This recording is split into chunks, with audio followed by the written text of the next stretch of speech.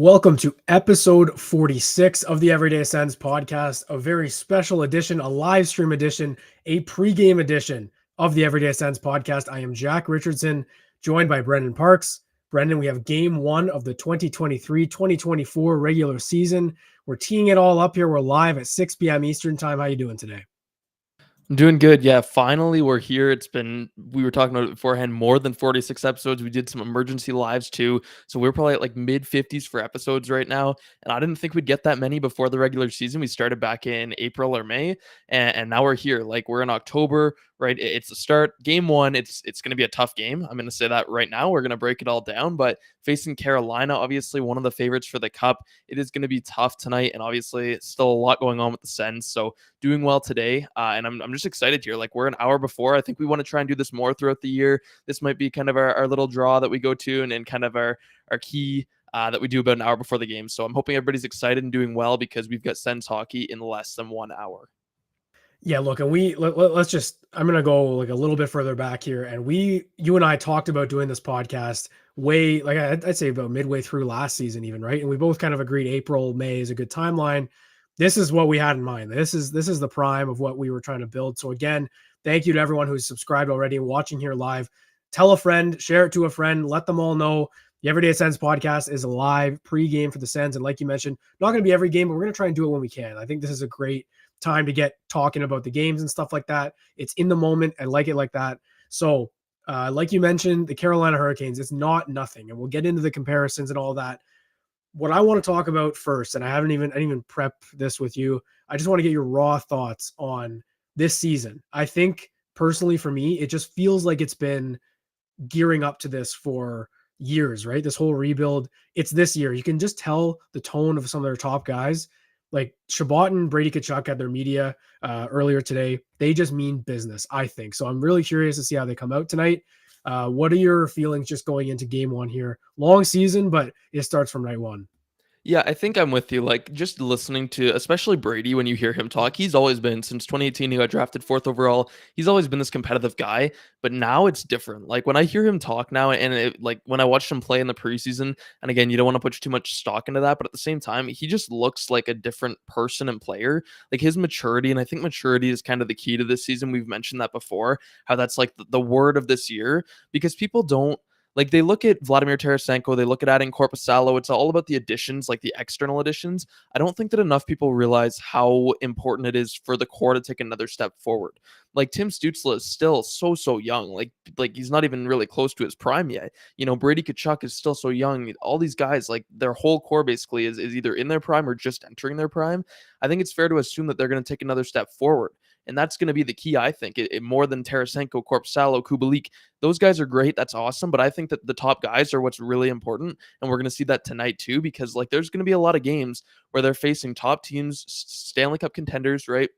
And it's going to be on the top guys. It's not going to be like everybody's frustrated about Parker Kelly being on the team, for example. But at the end of the day, like Brady Tkachuk has way more influence than Parker Kelly does on a game. Like it's going to be about the top guys this year. So tonight's a great test. I'm really excited to see how they perform because the odds are kind of stacked against them. But they need guys to step up. And yeah, like that's just kind of my whole take on this season is that it's about the internal guys stepping up and taking another step more than it is about kind of the external additions. The external additions at this point aren't part of the core. They're just kind of complementary pieces to the core that Ottawa's put in place. I think like the core kind of finishes with Jake Sanderson signing and then Jacob Chychrun too will probably sign at some point. Those are the core players. So I can't wait to see how they do this year and that they're really going to determine Ottawa's ultimate success. Yeah, that's a really good point. And I'm going to bring up LZ here. A little shout out there to LZ. Which Ottawa Senator are you watching closely all season? I think that what you said just kind of ties into it for me. I think Brady Tkachuk is the guy I'm watching. And to an extent, you know, Thomas Chabot, Batherson, like you said, the core. But what you notice in the league, and for years it's been like this, the leaders on every team are the top guys, like the best players, drag everyone else into the fight. And Brady's whole career has been, I'm going to drag my team into the fight. It's always been that. It's like, I'm going to drag them in. That's the book on him, like from people who aren't Sens fans and Sens fans, whatever it is. The exciting part about this now is that this is the year where Brady's got to just galvanize the group. And like you mentioned, like Parker Kelly, you know, Kastelik, like all these role players need to also elevate their game. Everyone needs to do it. We need more from every single player for this to be a successful franchise long term. So it starts tonight. I think it's a huge, huge season. Very excited. I've got a nervous energy going into tonight. I don't know about you, because it's been a lot of anticipation, more than any other season for me. So I'm really looking forward to tonight. And let's do that. Let's break down the game. We're only going to focus. We're going to try and have tunnel vision just to tonight's game. A little bit of a different change of pace, I think, from our, podcast this so far up to date, where we can kind of think big picture.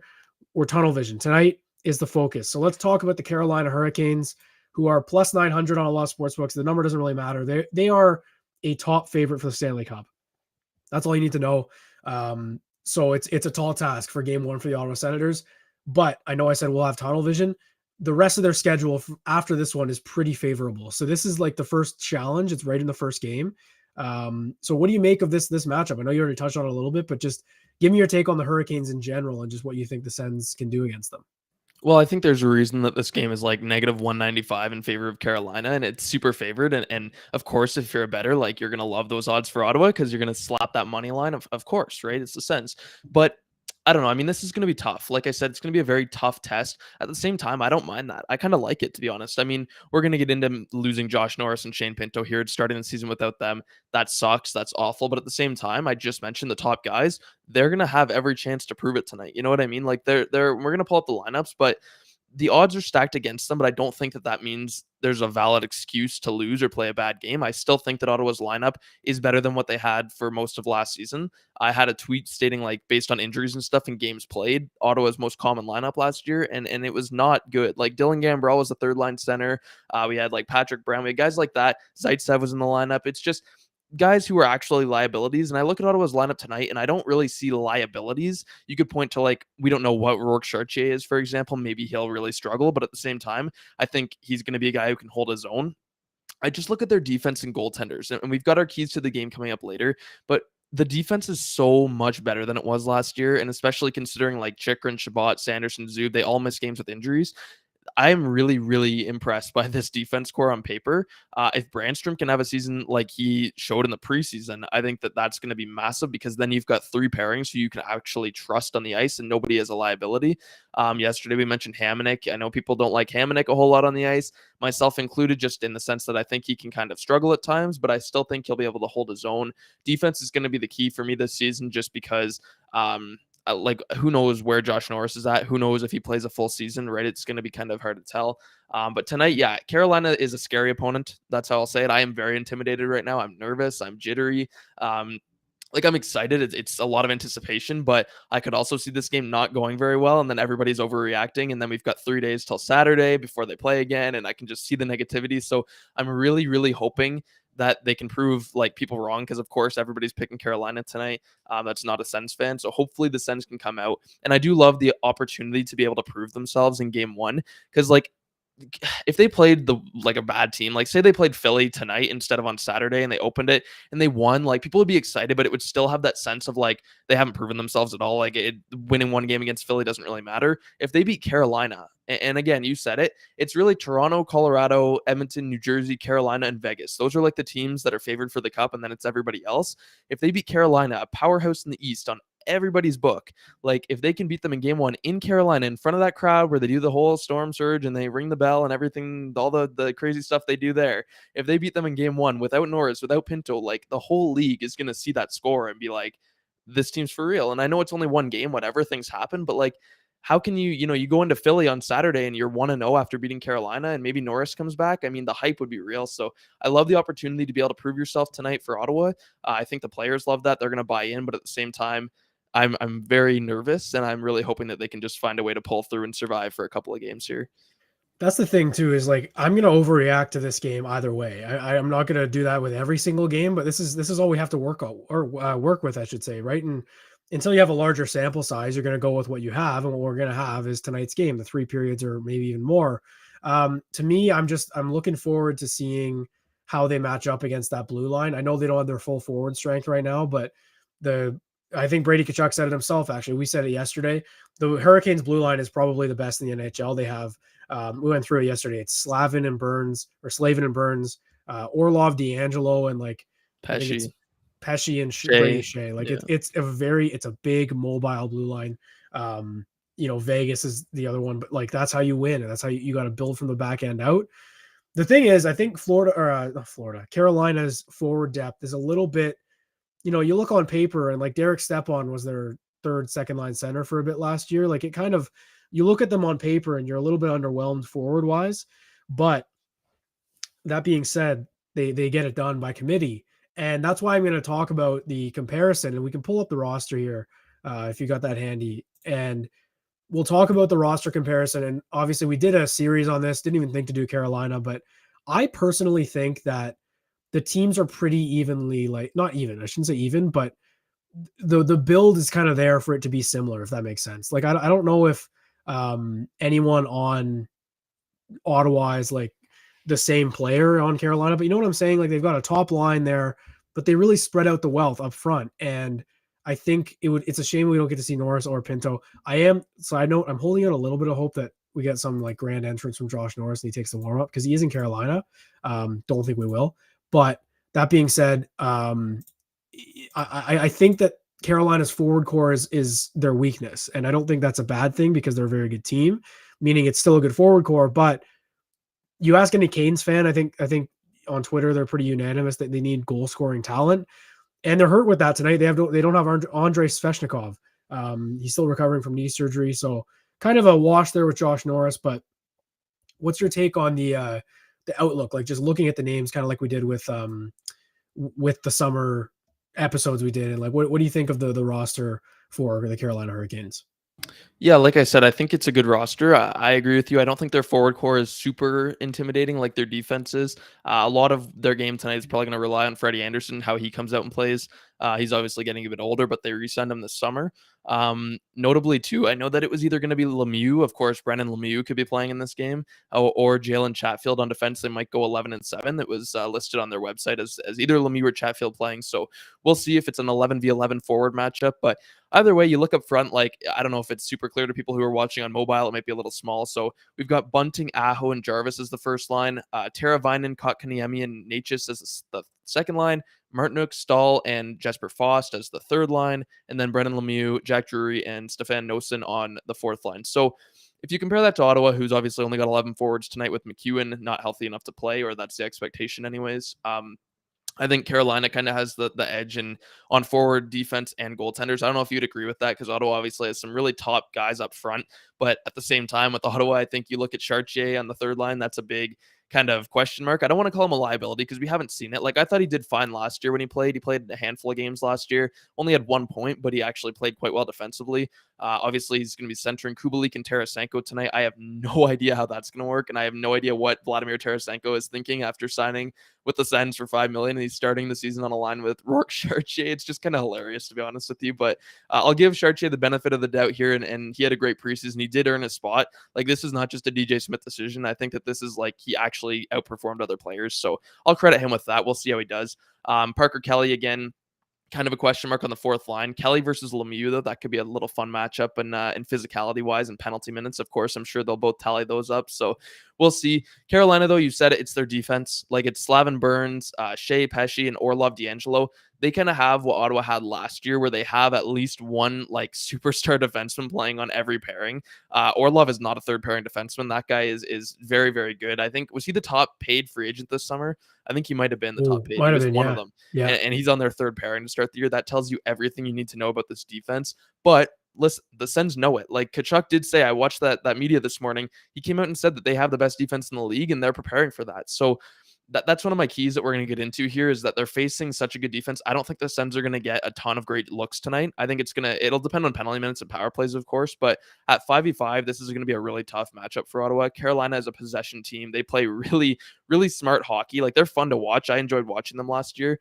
So it should be an entertaining game, but at the same time, I'm holding my breath as to the chances Ottawa gets. I think a lot of it's going to come down to capitalizing, which they sucked at last year. So we'll see if that changes too. But yeah, overall, Carolina's lineup, I give them the edge on forward defense and not goaltending. I would give Korpisalo the edge on Anderson, but regardless, I think that Ottawa, things are going to have to go right for them tonight. This should not be a game, or I don't want to say should not be. I hope it is, but it wouldn't be a game on paper that looks like Ottawa's going to dominate possession or anything. It looks like they're going to go back to the same thing we saw last year of like chasing the puck a little bit and kind of maybe bending but not breaking against a good Carolina roster, and then capitalizing on their chances and hopefully squeaking a win out. Because like I said, they shouldn't be expected to win this game. I don't want to make excuses. I'll be upset if they lose, but like this is not a matchup that they should like on paper. So we'll see what happens. I'm still optimistic, but it's going to be a close game, and it's going to come down to like winning in the trenches and really finishing their opportunities. Yeah, it really is. What's exciting though is that it's a brand new season, right? It's game one. You kind of, I think a lot of teams would tell you they do it for game one of the playoffs too, but they'll tell you we throw the playbook out essentially, right? We're not going based on what we know of them last season, even though you have to factor in how good the Carolina Hurricanes have been for a long time. But again, like I think the Sens are going to come out very hungry, like they should, and they will. This is game one of a very important year for a lot of players on this team to prove that this is the right core for this team, all that, blah, blah, blah. And I'm not saying Carolina is going to be asleep at the wheel, but it's just, going in as the underdog is never a bad thing. It's hard playing in home openers though. I think that's, we'll see it on Saturday. I'm going to be at the game there. If people weren't, I think I mentioned it once, but I'll be at both games this weekend actually. So this is a precursor, watching on TV. Obviously it's going to be on Sportsnet tonight. I don't know. Like it is tough. Look, when we start doing these pregame shows again, it'll be easier to break stuff down because stuff's happened. Right now, it's all just basically hype that we're kind of regurgitating out right now. But those watching right now, obviously on YouTube, if you're listening to this afterwards, then that's unfortunate because it's a pregame show and the game's probably over by the time you're hearing it. But maybe you can come and hear our false optimism or our bad takes about how we thought they were going to lose and they end up smoking the Hurricanes. Who knows? But anyway, the people watching on YouTube right now, let us know in the chat. Just I want people to give like a percentage. Give a percentage if you'd like to just drop a comment, a percentage of how likely it is you think that Ottawa wins tonight. Like give me like you think it's a 60% chance they win, a 40% chance. Like where are you feeling on the confidence level? I think that's what I'm kind of curious to know. And Brett, like how about you too? Like you just let people know, maybe get it off on, give people a starting line, let's say. I'm going with 30%. I'm going to say 30%. And again, I'm optimistic, like cautiously optimistic, because I think that we could see the Sens come out and have this like this underdog mentality where Brady and Tim have this massive game, Giroux has this big game, and they win. It wouldn't shock me, but at the same time, I like to temper my expectations, all right? And this is because in the past I didn't do this, and I received a lot of criticism on Twitter for being too optimistic. So now I'm going to temper my expectations and my hope, and I'll be pleasantly surprised if they come out with a big victory rather than being too disappointed, even though I still will be if they lose. So what about you? What's your percentage at? Well, it's funny. Like you get flack for being too positive on Twitter, and then you turn the next day and you're being too negative. Like it's just you can't win for some reason on social media. Just people in general. I'm a little bit more optimistic. I will say I'm going to go 45. Like I know they're not the favorite. I know Carolina's a much better team. But another fun thing to think about. So I'm going 45%. Looks like a lot of people are majority just eyeballing it here, saying under 50%. Got an 88% in there. That's pretty high. I think the lowest we have is you actually at 30%. So people in the chat are, we got Josh there saying 30% as well. So, genuinely like people are confident, I think, in the Sens roster, which is good. What's fun to think about though, so let's say Carolina is this wagon that we all think they are this season, which it looks like they will be. They're going to finish probably first in the Metro, maybe second, but going to be in that conversation. A very likely playoff matchup then for the Senators if you're fighting for a wild card spot. Like we'll see how the season goes, but I don't know, man. Like this is kind of I'm not saying a precursor or like what's going to happen, but you got to think about it. You got to think this we could be here right in April, middle of April, game one in Carolina. You and I will be sitting right here doing the exact same thing. That could be happening. So I think it will be a playoff atmosphere in there too. The home openers in Carolina are anywhere are crazy, but like Carolina, especially an absolutely rabid fan base. So I'm curious to see how they deal with the pressure. On that note, starting goalie is Jonas Korpisalo. You said that was your favorite. I mean, I'm going off of their morning skate. I don't think they actually confirmed it with DJ, but they seem to have a good beat on who's in one end and who's starting. So it looks like it's Jonas Korpisalo. Just quick thoughts again on him, and like being a goalie on the road is when it matters most. I think when you have the crowd against you, you need your goalie in there to kind of calm things down in the first 10 minutes or so. So what do you want to see from Jonas Korpisalo tonight, other than the obvious answer of stopping the puck? Yeah, I want a 40 save shutout. No, no, but I mean, I want him to look like he did in that game against Pittsburgh, and that isn't to say don't let any goals in. I mean, of course, you want him to stop everything, but it's not to say we'll be disappointed if he doesn't get a shutout. That would be insane. But I liked like his confidence in that game against Pittsburgh. I think that was the big thing was confidence. We did not see confidence with Matt Murray. I didn't see confidence with Cam Talbot at all last year. I thought he looked very shaky in the net. And this was Talbot's biggest issue was the goals against, like the timing of the goals against.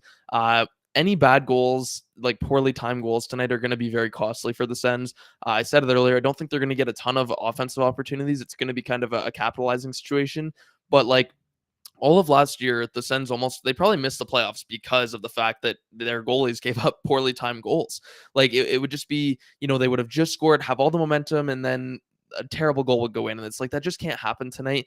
Korpisalo is someone who they're paying a lot of money to for a lot of years. And I think that he needs to come in on night one, game one as a Sen. And he needs to show that he can be confident and he doesn't have to carry them, but he needs to be able to stop the shots that he should stop. That's what I'm saying. I don't think that they should ever rely on him to steal the game. That shouldn't be the expectation going in.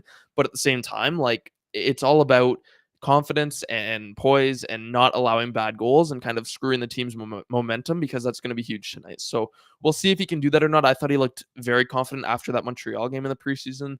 His mechanics were really good. I thought his athleticism, he was all over the crease. Like he was diving, he was making the lateral saves. Really enjoyed watching him. So that's what I want to see tonight. I mean, I think he's going to be tested. I think Carolina's going to get their chances, and it's going to be about Korpisalo making the saves when he has to make the saves. And that's the same for every night. But my key for him is just not allowing bad timing goals, because that was what really screwed Ottawa last season. So how about you? What are you looking for from Korpisalo? Because I know you were leaning towards Forsberg a little bit more for the opener. Yeah, I'm a Forsberg guy. Like it was a win-win in my mind. I liked Forsberg's history against Carolina. We went into that on yesterday's episode. Um, I don't even, to be honest, asking you that question, I was thinking in my head, I'm like, that's an impossible one to answer. So good on you.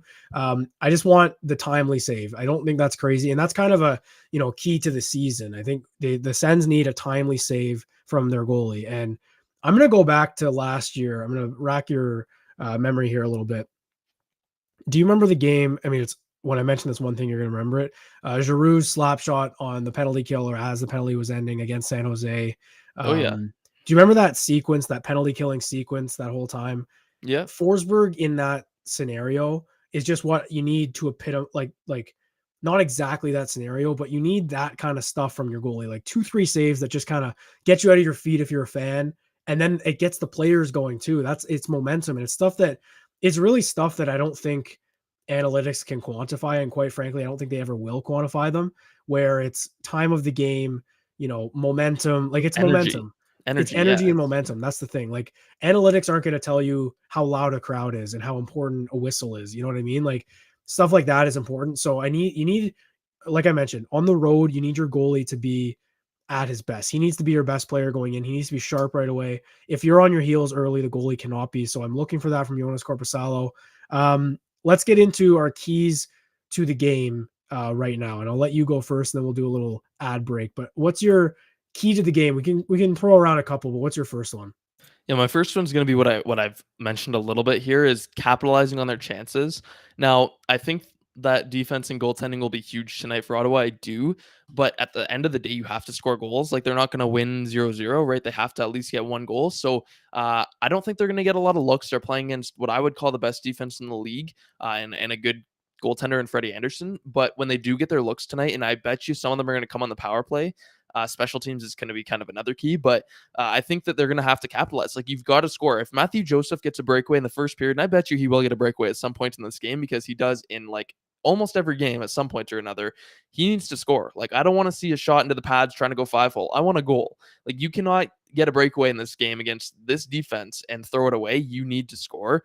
The Sens, we've harped on this probably more than anyone all summer, were awful finishing last year. I mean, Alex DeBrincat played a factor in it, of course, but their expected goals to actual goals ratio was, I think, the worst in the league. Like they were 10th overall in expected goals for per 60 minutes. And I think they were 25th in actual goals for, which is just a wild discrepancy. So tonight they need, and this whole year, they need to be better with finishing. They cannot hit so many posts. They can't miss open nets. There can't be any of that, because at the end of the day, when you have that discrepancy between expected goals and actual goals, like you miss the playoffs by 6 points. That's what happens, right? Like if they would have just scored a few more goals at the start of the year that they should have scored, they would have made the playoffs. So this year you can't be wasting chances. And of course, you're not going to score on every grade A chance, but if you get 10 grade A chances and you don't score on any of them, like that's a problem. They have to be able to finish. So tonight, capitalize on the few chances you do get. And I really hope they pleasantly surprise us and they forget about this whole best defense in Carolina. They just dominate the game. But if we're being real, I expect them to get a few really good chances, but like it's going to come down to scoring on those chances. They cannot waste those. So that's my first key. How about you? That kind of goes into, I guess, a little bit of like power play. You got to capitalize on opportunities in general, just moments in games. Like I mentioned, the timely save, you need a timely goal here and there. I'm already getting PTSD from last November where they actually played very well overall, which sounds crazy to say. They just couldn't figure out a way to win. So my first key to the game, and it's really going to be key to the season, I guess, when we're doing it today, because we haven't seen them play in the regular season yet. But my key to the game is going to be just continuing the intensity that you had in training camp. I think that game in against the Penguins in Halifax to me was it was really just exciting seeing Corpusalo play well, and then the team just cared. Like I mentioned it after that game in the next podcast we did after that. Like they just have like an FU mentality right now. It feels like anyway. I want to see them have that right now, like right away. Game one of the season, just continue what they were doing in the preseason, and I'll be satisfied. I really will. Like we mentioned, this is a tough opponent to go through, but maybe the Sens can't, like you mentioned, get in their head about the decor or whatever. They can't give them too much respect. I think that maybe that's my key to the game. Don't respect the opponent. And it goes with that FU mentality thing. It's just like, don't do what you and I are doing right now and being like, oh, Carolina's so good, whatever. We'll be happy with a close game. Like the Sens should be going into every single game this season thinking they can win because they can. And I think a win tonight would go a long, long way just all season. Like, you can do it against one of the best in the league. So that's where I'm at with that. Let's take a little break here. We'll do a little ad read with our friends from Manscaped. So support for the Everyday Sens podcast is brought to you by Manscaped, who is the best in men's below-the-waist grooming. Their products are precision-engineered tools for your family jewels. Manscaped's Performance Package, the ultimate men's hygiene bundle. Join over 8 million men worldwide who trust Manscaped with this exclusive offer for you, 20% off and free worldwide shipping with the code SENS20 at manscaped.com. Brendan, we've been talking about it for a few episodes now, I feel like, right? And I like that Ben D is pointing this out. He's pointing this out. Chikrin has the buzz cut. You know what he probably used, Ben D? He might have headed over to manscaped.com and used code SENS20 to get that fresh cut. Obviously, they are advertised for your family jewels, like we mentioned, but could also be used for anything, any kind of hair you want, really. It's Manscaped. He's scaping himself with a razor, right? And I'm going to go on the assumption it was Manscaped. I think there's a picture on Twitter, Brennan. I don't know if you saw it, but them in warm up, and he's got a fresh buzz cut, almost bald, so he looks great. So that's going to be our ad read for Manscaped, and again, let's get 20% off, 20% and free shipping with the code SENS20 at manscaped.com. 20% off with free shipping at manscaped.com. Use code SENS20, unlock your confidence, and always use the right tools for the job with Manscaped. All right, Brendan, give me another key to the game if you got one. If up your sleeve there, just some key, maybe not even key. Who are you watching tonight? Like who is a guy who you're curious to see how they do in the first actual game of the season? Maybe even based on what you saw in preseason.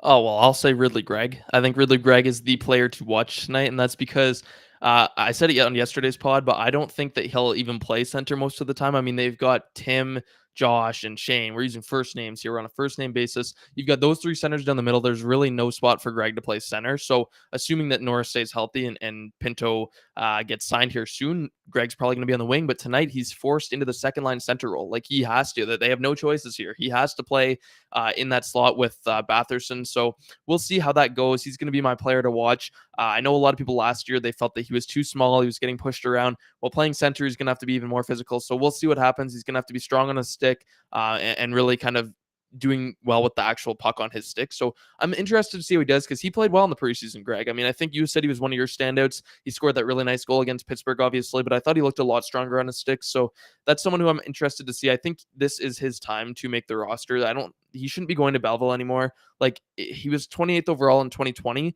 He did really well in Belleville last year. He did well through 20 games with Ottawa. He had 9 points. Looked great with Claude Giroux. He's got the offensive tenacity and the skill. Now it's about just sticking with the Sens in Ottawa because, like, in my opinion, he should be in Ottawa to stay for this whole year. Even once Pinto and Norris come back, I think that it's most likely going to be that one of the forwards gets traded unless they trade Brandstrom, but that's not even enough money anyways. So it'll probably Matthew Joseph who goes, like, if we're being real, and then Greg's going to slide over to left wing. But he's got to show in these first few games that he can actually stick with the big guns and play up the lineup. I also think that even if Norris comes back, his health is still a concern. So I want to know that they have another option to play second line center or third line center if Pinto moves up. Greg playing center and showing that he can actually do that and play the middle of the ice and kind of have that presence. That's what I want to see tonight. I want to see him be confident. Obviously, if we look at the matchup on paper, it would be like versus Jesperi Kotkaniemi on the second line for Carolina. We'll see if Carolina tries to do any specific matchups and stuff, but I think really Greg has a chance tonight to show that he is ready to play with Ottawa full time and not go back to Belleville. So he's my key. I want to hear who you're watching though, because that's a good question aside from just keys. Yeah, you took my guy. No, I'm kidding. It's fine. Yeah, I'm again watching. I'm gonna watching a lot of guys. Main one for me, even before Greg, I was gonna pick Greg, but this is my guy, Thomas Chabot. I think looking at Thomas Chabot, the preseason he had was impressive, given what he needed to do, what he needs to do this season. Because we talked a lot about how, and you guys, I hope people can hear my dog in the background there, just having obviously he's not happy with something on the street, but he's actually saying go Sens go. That's he's what excited about the game. That's it. That's what he's doing. Yeah, he's excited about the game. It's half an hour. He knows warm up just started. He's getting all fired up. So for me, it's Thomas Chabot, because we talked so much about Jacob Chychrun, about Jake Sanderson, and we just kind of assumed, we're like, you know what, Chabot's going to be Chabot, and you and I both had him as the third best defenseman on this team, and I don't think that's crazy, even if he plays well. Like, Chychrun and Sanderson are that good, but Chabot is the ultimate X factor for this hockey team, and I know there's a lot up front too. Like, if Tim Stützle can take his game to another level somehow, like, that's even bigger. But Chabot being a number one D-man on this team will go a long, long way. And quite frankly, last year, he wasn't good enough, I don't think. And I was hard on him. You were hard on him as well. Like, it was pretty, polarizing, I would say, with Sens fans. And there's a camp where it's like, he was hindered for 3 years with Nikita Zaitsev. He was overplayed, overused, worn out in his younger years. But that's all gone. That's all gone now. You have the studs. The team is ready to compete. It's his time. And what we saw in preseason, the reason I'm mentioning all this is because what we saw in preseason is that he's ready to go. He looked fantastic, in my opinion. If you're looking at Thomas Chabot and expecting him to be a defensive stud who's going to shut everything down like Sanderson, you're going to end up being disappointed. You really are. What we need from Chabot is him to move his feet, move the puck, and get involved in the offense. And he was doing that in the preseason. So I'm looking for him to do more of that tonight. We mentioned Carolina's blue line, how good they are. The Sens have a decent blue line themselves, can get themselves in the mix in that way, and that's how Chabot has to play. So I'm looking at Thomas Chabot, and Robert here, is mentioning that as well. They could be one of the best pairings in the league. They absolutely could be if they're on the top of their game. We're going to see one right now. I think it's the best in the league, Slavin and Burns. Devon Tays and Kale McCarr is up there. Chabot and Chychrun legitimately could not be far off of that. So what are your thoughts on the defense in general? So we've got a forward there to watch and a defenseman in Thomas Chabot. Yeah, Chabot, I mean, I was very hard on him last year, and that's just because you do expect him to be the number one guy in the team. I mean, he is making $8 million a year. Now Sanderson's kind of taken that spotlight from him a little bit, but Chabot, I just need him to be more dynamic, and I like your point about how you shouldn't expect him to be very good defensively. It's almost like when Karlsson was here. It's like if you expect him to be perfect defensively, you're going to be disappointed and frustrated because that's not him. Like Chabot too, most people probably consider him a two-way defenseman, but he's more of an offensive guy. He always has been, dating back to junior when they drafted him 15th overall. Now, like, he just needs to be more dynamic. Last year, it's not even the mistakes in the defensive zone. It's more that he didn't carry the puck enough and make things happen enough to kind of negate those mistakes. Like with an offensive defenseman, you're getting their offense, and that's awesome, but you're also getting their negative defense, but you need their positives to outweigh their negatives. And for me, Chabot was not doing that last year. I don't know if he was exhausted from playing so many minutes or if he maybe had minor injuries going on. I don't know what was up, but he looked hesitant to carry the puck. He looked like he wasn't willing to enter the offensive zone with control, and I didn't like it. It was not him. So this year, Like in the preseason, he showed it. I want to see him, and especially from the right side, because again, if you look at like he's a left shot, right? So he's coming up the ice around the net in the defensive zone, along the boards. He's got all that room to cut to the middle of the ice with the puck on his forehand in the middle, right? So in the preseason, I thought he was really passing well, making great exit passes, but I want to see him skate with that puck tonight, make things happen, gain control of the offensive zone. This is no longer a dump and chase team. This is a, go through the neutral zone, create space, gain the zone, and then set up. And that's what I want to see Shabbat do, because Sanderson does it all the time. And I know Shabbat's not as quick as Sanderson, but he is still someone who, if he's not going to be playing well defensively, he needs to give them something on offense, which is not just points, but it's actually like puck possession and control and passes. So I'm going to be watching him tonight for sure, and really all season, because like I said, I was disappointed with them last year. And I think that now the spotlight being put a little bit more on Sanderson and Chikrin is almost taking away from Shabbat, because he's no longer given the leniency of being the only good defenseman they have. Now they've got three. So it's like you all need to be playing at the top of your game. There's no more time for somebody to be, if he's playing poorly, it's going to be put on a bigger stage, because Sanderson and Chikrin are right there looking so good. So Shabbat is absolutely right. Just another update here. The warm-up lines are out. It is exactly what we expected. So Korpisalo is officially the starter. Zach McEwen is not playing. They're rolling with 11 forwards and 6 defensemen. For what it's worth, too, and Jack mentioned this beforehand too, but Los Angeles is also forced to run with 11 forwards and 6 defensemen tonight, because Victor Arvidsson is hurt and they have no cap to call anybody up. Now the difference is that Shane Pinto is not signed in Ottawa, and LA is not in that same boat of not signing one of their better players. But it's just worth noting that Ottawa is not the only embarrassing team here that's dealing with this. It's kind of a thing that is happening, and the salary cap is tough because it didn't jump very much this past summer. So yeah, what do you have on that? Well, yeah, that's the thing. I got some pushback on that, because I was hard on Dorion, and what's annoying about that is that, yeah, like a lot of teams always they have to play a man short. It happens all the time in the cap world. It happened a lot last season. It's going to happen a lot this year, where because a guy is banged up and can't play, you can't injure reserve him, and it's too short term to lose the salary. What's annoying is that I got pointed out that fact by a lot of players, or not players, a lot of people yesterday and the day before on Twitter, when I was saying that it's completely on Dorion. Like you can't really debate that. I was shocked when a lot of people tried to debate that, because none of those other teams in the NHL don't have one of their roster players signed. Like everyone's signed and they're up against the cap. The Sens are up against the cap without one of their players signed, which is a very unique scenario. And I think unique has a positive connotation. It's not always good, and it's a unique scenario, which is how Michael Landauer put it. He said we find ourselves in a little bit of a pickle, and they do. So to me, I think that's like, it's obvious to me that you can't defend it, but I can see why people might want to. Like, yeah, they're a cap team. It's going to happen. Holdups happen, whatever it is. But if and I'm getting ahead of myself here, it's big picture, whatever. If Dorion or someone on the Sens like tries to give this narrative that it's, this was part of the plan or something like that. No, it wasn't. The plan was never to have Shane Pinto miss the first game of the season. Like, get out of here. We should note he is in Ottawa skating, and he has been since Sunday, apparently. So that should indicate a deal is close. But again, after that Monday deadline pass, they need to make a trade before they can actually put ink to paper with him without risking a cap penalty. So that's all of that. Yeah, obviously Arvidsson is not dressing for the Kings, so they got to go 11-7. The Sens, I don't know if we hit on this, but they can do an emergency recall on Saturday. I don't know why. I guess it's just timeline or something like that, if it's been a week, whatever it is. But that emergency recall cannot be someone making more than $875,000 a year. Fun fact, Brennan, guess who makes $870K? Yuri Schmechal, our good buddy, who I remember when they signed him. I'm saying good buddy sarcastically because it was funny when they signed him. We couldn't pronounce his name. We didn't know how to say it. So I don't even know if I'm saying it right now. Anyway, I'm kind of rambling on a little bit, but I'm excited just to see the team. And I know that I'm rambling here myself, but it's been a long time coming, man. This is a big, big game for the Senators. What's your take on this whole like salary cap thing? Because to me, it's insanely self-inflicted. Maybe touch on Tarasenko a little bit too, because he's obviously the reason that they can't sign Pinto, but I still don't think it's a bad signing.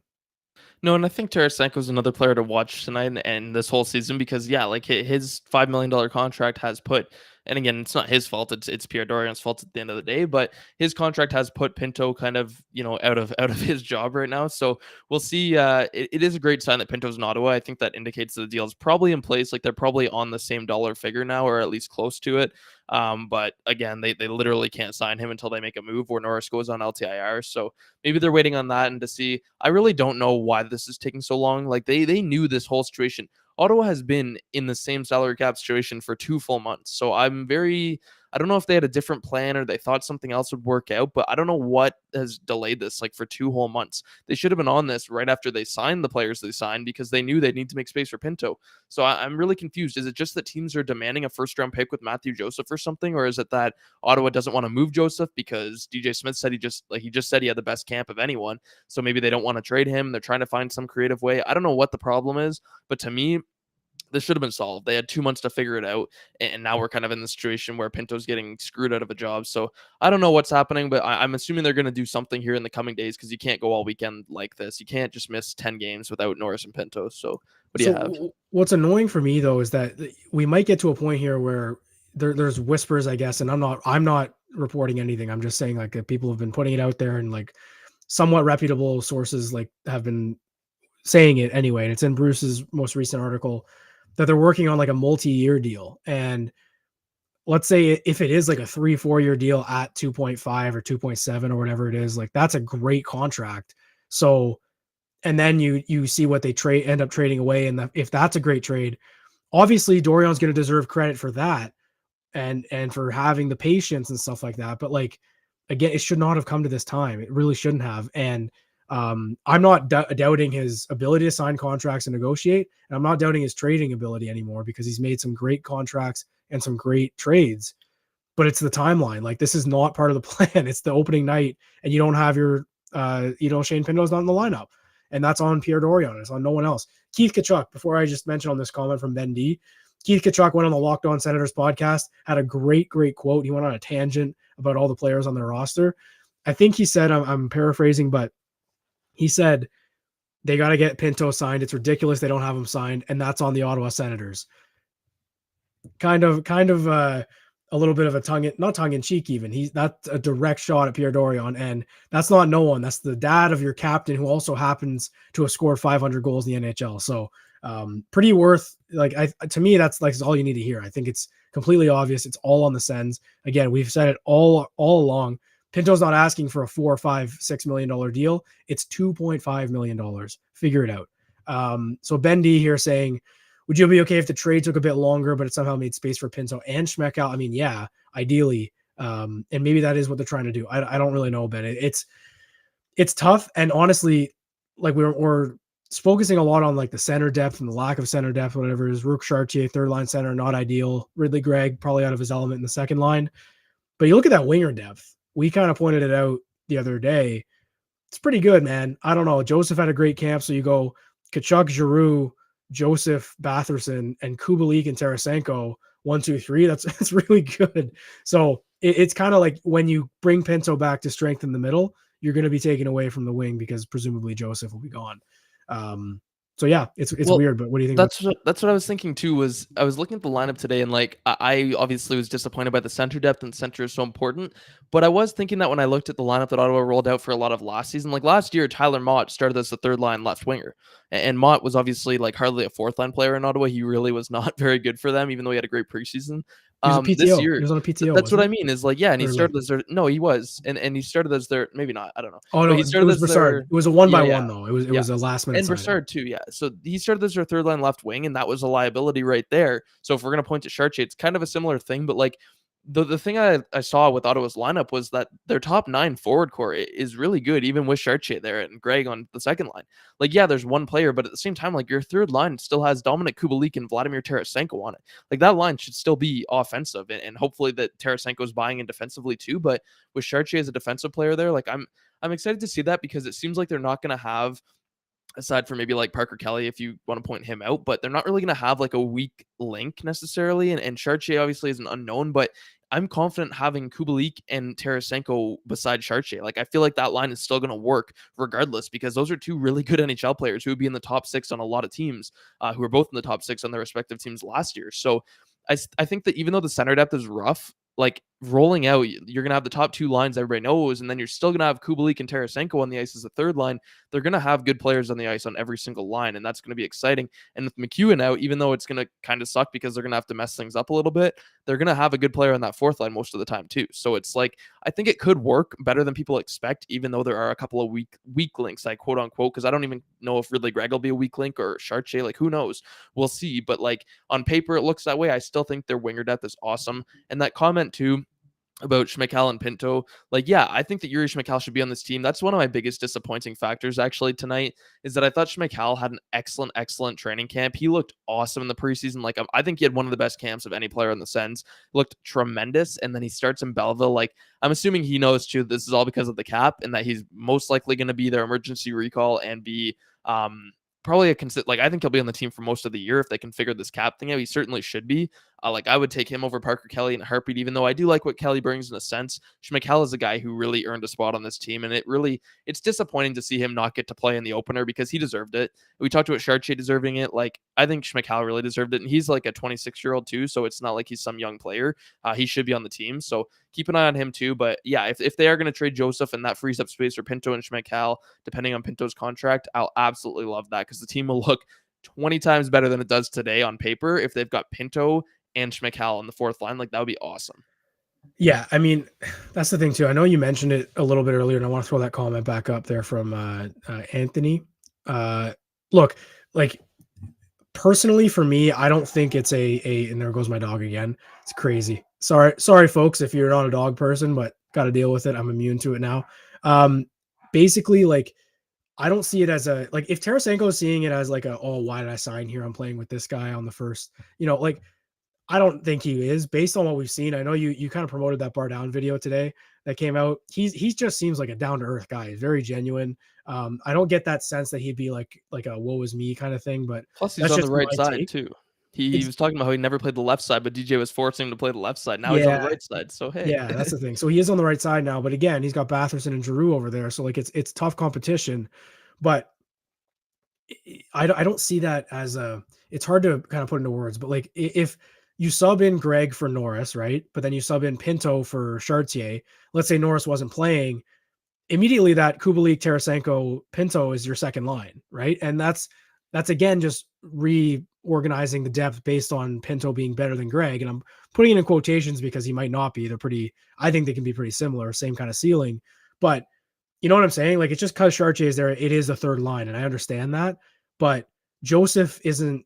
Like he can play in the top six, but he's not a second line player. That's your third line, in my opinion. I think when, let's say they sign Pinto tomorrow, I know Joseph would be gone in the event. So hypothetically, that becomes your third line de facto. And then it's a conversation. Oh, is Batherson upset being on the third line? You know what I mean? Like that's what good teams do. We went through all those teams. How many good players were playing where they were probably out of their element? Sam Reinhart was a third line center in Florida. They make the Stanley Cup final. Like who was on the third line? Like wasn't Mark Stone on the third line in Vegas? I think that's actually what happened. We went through it, and they all do that. It's a balance. We talked about how the Sens should do that too. Like stacking the top six didn't work last year. It didn't work. I actually think Mark Stone played with Michael Amadio during the playoffs. Probably. And that might be crazy. Michael Amadio was on waivers with the Sens 2 years ago. Like you know what I mean? It doesn't matter when a team is deep. Your top three, if he's on the fourth line, different question. But the NHL today has three lines that can go. You don't have a problem putting out there. I like it, man. What I do understand is the hesitation to have Kubalik and Tarasenko together. I can get that. But, if you do like a Joseph, Tarasenko, Chartier, like, I don't know. You know what I mean? Like Tarasenko is not a third line player, but this is what we wanted. We wanted 2 top 9 guys for Alex DeBrincat, and we basically got that de facto. So I don't hate it. I'm really curious to see him though on the right side. I think he was very much more comfortable, and it's pretty obvious. I think his best preseason games when he's playing right wing. So we are approaching an hour again. We just did it. I don't know how we did it again, but look, does anyone in the chat here? We've still got a lot of people sticking around, which is great because the game doesn't start for probably another 20 minutes because it's a national one. So what are you guys? So Anthony, I know you're throwing in there they shouldn't be on the third line, but I guess my point is that it's not really a third line. It looks like it is. It is probably. It is on paper, right?